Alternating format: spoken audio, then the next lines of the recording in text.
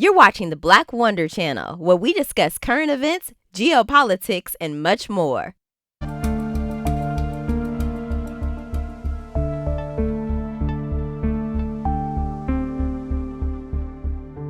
In a sense, the royals aren't wrong when they assert that the blood that flows through their veins is different than the blood that flows through us commoners' veins. As many know, the royal families of Europe do indeed suffer from a genetic blood disorder, hemophilia, one of the many defects that has resulted from centuries of inbreeding. But strangely, they don't see their so-called blue blood as a problem. Instead, they hew to a twisted belief system, one that holds that as a result of their special blood, the royals actually deserve to rule over their subjects. In order to understand this royal worldview, we have to go back to the beginning. No, not the beginning of Queen Elizabeth's reign in 1952, not to the beginning of the English branch of the House of Windsor to which she belonged, not even to the beginning of the monarchical system in England. No, we have to go back to the beginning of monarchy itself.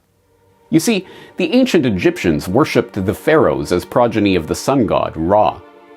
The Japanese were told that their imperial family descended from the sun goddess, Amaterasu, and the sea god, Ryujin. In Europe, monarchs claimed that God himself had directly granted them a divine right to rule over their subjects, and in China, they called it the mandate of heaven. Yes, the ancients were taught to believe that their emperors were literal gods. The European dynasties, meanwhile, flourished for centuries under the mass delusion that these families were specifically selected by God to rule over their people. Should it come as any surprise that at some point the royals started to believe their own propaganda? But as these proto-eugenicists soon figured out, if their blood was too precious to mingle with the commoners, then that blood must be kept in the family. And so began centuries of royal inbreeding that resulted in the deformities, abnormalities, and genetic weirdness that today pervades the royal bloodlines, congenital hemophilia being just one of the most well-known examples. Perhaps the most notable example of intra-family marriage leading to genetic ruin is that of the Spanish Habsburgs, who after 500 years of ruling over vast swaths of Europe, managed to inbreed themselves out of existence. With this understanding of the proto-eugenical philosophy as our background, we can begin to make sense of the millennium-long story of the British monarchy. Alfred the Great, yada yada yada, Henry beheading wives and starting a church, blah blah blah, the madness of King George, etc., Mrs. John Brown, and so on and so forth, all the way up to Eddie, 7 for those keeping track at home, and the intrigues that kicked off World War I and birthed the modern world. You know, that story. To finish making sense of that history, we just need to add one other element to the story. As it turns out, the British royal family isn't very British at all. The House of Windsor only became the House of Windsor in 1917. Before that, it was Saxe-Coburg-Gotha. But the British public were a bit fired up about the Huns because of that whole, World War I thing, so Windsor it became.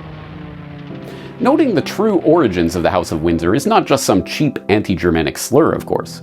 It points to something even more fundamental. These royals, connected, as we remember, through inbreeding, had much more in common with their European brothers and sisters, cousins and uncles, but I repeat myself, than they did with the populations they were supposedly ruling over.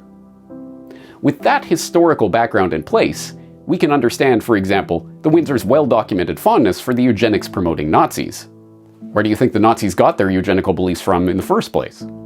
Given the royal pedigree of the eugenic worldview, it's perhaps unsurprising to learn that the pseudoscience of eugenics was pioneered by Royal Medal recipient Francis Galton, himself hailing from the celebrated and thoroughly inbred Darwin-Galton line, which boasted many esteemed fellows of the Royal Society.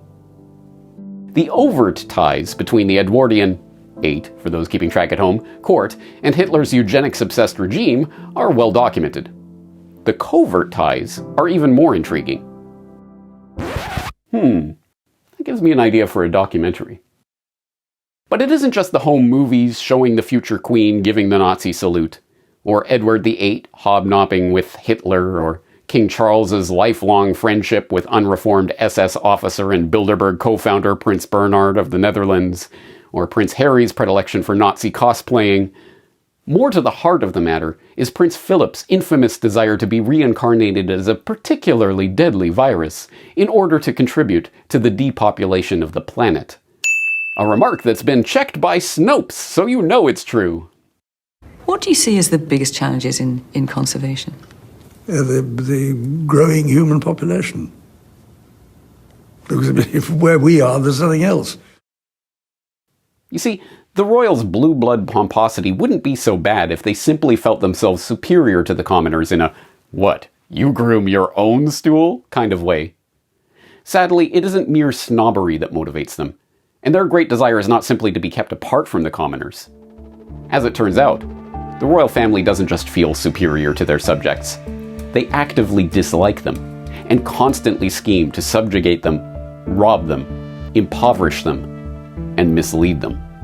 Thank you for watching the Black Wonder channel. If you found value in our content, please like, subscribe, and share.